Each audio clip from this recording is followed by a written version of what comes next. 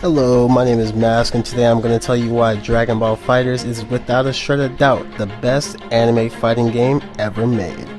For those of you who don't know, Dragon Ball Fighterz is a fast-paced 3-on-3 2D fighting game created by Arc System Works based on the Dragon Ball Z franchise. Dragon Ball Fighterz takes cinematic action and creative but easy to understand combo systems to create a gorgeous and true to source fighting game.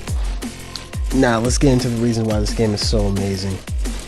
Dragon Ball Fighterz has a very diverse cast of unique characters. Even oddball characters like Nappa have moves like planning Cyberman to increase his pressure opportunities on their opponent, or characters like Cell who have fancy and technical combos, which shows the real depth and freedom the game truly has to offer. On top of that, the game is absolutely stunning to see in motion with things like stage transitions and dramatic finishes, and even character specific openings. For example, when Cell and Tingolan are picked on the Cell Games map, they have a unique exchange reminiscent of their fight in the anime. Dragon Ball Fighterz is easy to learn and to get into for players who may not have played a fighting game before. For example, every move in the game can be done with a quarter circle forward or quarter circle back motion. So basically, if you can fire Hadouken in Street Fighter, you can do every single move in this game. There are tons of options for online play. For example, you got ranked, casual match, ring parties, and 3-on-3 matches with each player controlling one character at a team.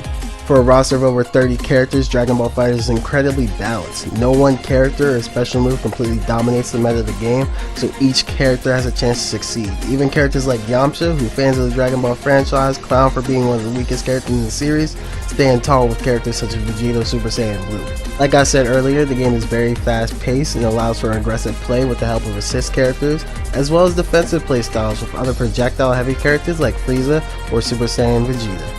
However, Fighterz has a very diverse array of special moves and techniques for the veterans of the game community, as well as new mechanics like vanishing and reflecting opponents' attacks.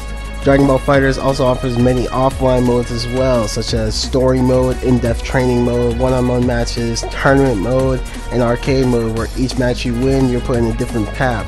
So depending on how well you did in each fight, you get either the high path, the mid path, or the low path. With these many different paths, you go through many different themed battles, so depending on what path you get into a different fight. This really adds a lot of replayability to the mode, so you want to get every single path that you can go onto. Of course, Dragon Ball Fighterz isn't the only anime fighting game around. Companies like Arc System Works and CyberConnect 2 have made many titles with the Dragon Ball Z and even Naruto franchises. So let's go a little bit back in time to the most recent Dragon Ball fighting game that came out, Dragon Ball Xenoverse 2. Dragon Ball Xenoverse 2 offers players a chance to create their own unique characters with cool abilities from all over the Dragon Ball Z franchise. The game focuses heavily on the story to where players basically have no choice but to beat the story mode to progress anywhere in the game. Of course, there's also a leveling system where you can control the stats of your characters, which also sounds really cool on the surface. You're able to play with friends, do missions, level up so you feel a real sense of progression, and the gameplay is like an old school Dragon Ball fighting game with an exciting roster of over 100 different characters. Now, where Dragon Ball Xenoverse 2 messed up was the same leveling system affected online modes as well. So if you wanted to play online, you had to get your character to max level, or you lose about 5 hits to someone who already has a character maxed out. Remember I said the roster had over 100 characters and it's a lot of characters to choose from? That's not very truthful. Only about like 25 characters are even viable to be played, because the other ones have awful stat lines and they're completely useless. It makes sense for characters like Tien or Krillin to be weak, but they literally stand no chance versus the better characters in the cast. Now, on top of that, the hit detection in online modes is completely broken. You can hit your opponent, hear the sound clip of you hitting them, and still completely whiff your attack, which completely ruins the online play and the competitive edge of the game.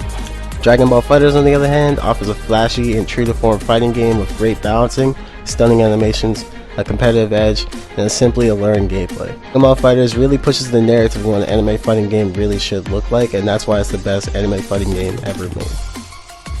Hello, if you made it through the end of the video, don't forget to give us a like, comment, and subscribe. I'd really appreciate it, as well as to follow us on Twitter at BandofX, as well as our Instagram page at BandofX. Thank you very much. Have a great day.